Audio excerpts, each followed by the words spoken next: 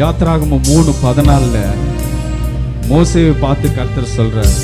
மோசே கர்த்தர்கிட்ட தேவன் கிட்ட கேட்கிறார், இந்த இஸ்ரவேல் மக்கள் என்ன கேட்பாங்க, உங்களை யார் அனுப்பிச்சதுன்னு கேட்டா நான் என்ன சொல்றது அப்படின்னு சொல்ல. அதுக்கு தேவன் சொல்லுவாரு, இருக்கிறவராகவே இருக்கிறேன்னு போய் சொல்லு அப்படின்னு சொல்லுவார். இது ஆங்கிலத்தில் இன்னும் சூப்பரா சொல்லியிருக்காங்க, I am who I am. இதோட அர்த்தம் என்ன தெரியுமா? இன்னைக்கு நான் படிச்சுட்டு இருக்கேன், எனக்கு என்ன வேலை செய்ய போறேன்னு தெரியல, எந்த காலேஜ் சேர போறேன்னு தெரியல, கவலையில் இருக்கியா? உன்னை தேற்றுகிற தேவனாக இருக்கிறவர் நானே, I am.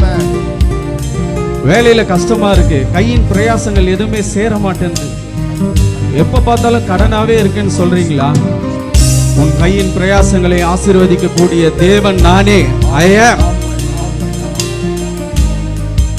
எவ்வளவு பிரச்சனை, எனக்கு மட்டும் ஏன் இந்த பிரச்சனை, எங்க வீட்டுல மட்டும் ஏன் இந்த ஒரு சந்தோஷமான காரியங்கள் நடக்க மாட்டேங்குது, யாருக்கும் நடக்குது எனக்கு நடக்க மாட்டேங்குது, எங்க வீட்டுல ஒரு விசேஷம் இல்லையே அப்படின்னு வருத்தப்படுறீங்களா?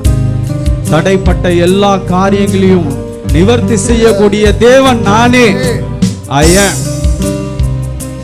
சின்ன வயசுல என்னால ஆராதிச்ச மாதிரி இப்ப ஆராதிக்க முடியல, எனக்கு வயசாயிடுச்சு, என்ன ஓரமா உட்கார வச்சிட்டாங்க, பெத்த பிள்ளைங்க கூட என்ன ஓரமா ஒதுக்கிட்டாங்க அப்படின்னு சொல்லி கவலைப்படுறீங்களா? உங்களை பார்த்து தேவன் சொல்றார், உன்னை விசாரிக்க கூடிய தேவன் நான், உனக்கு ஆறுதல் தரக்கூடிய தேவன் நான், உனக்கு பலப்படுத்துகிற உன்னுடைய சரீரை பலனாக்கக்கூடிய தேவன் நான். I am who I am. Our sufficient of God.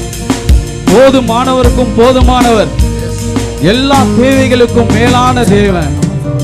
அவர் சொல்றாரு, பாதை இல்லாத இடத்துல கூட பாதையை உருவாக்குறது, சிவந்த சமுத்திரத்தை பிளந்து பாதையை உருவாக்கின தேவன் அவர். அவரை நோக்கி கைகளை உயர்த்தி இந்த பாடலை பாடுவோம். பாதையெல்லாம் அந்தகாரம் சூழ்ந்து கொண்டாலும் பாதை காட்ட என் நேசர் உண்டு, எனக்கு பயமே இல்லையே. ஆமென்.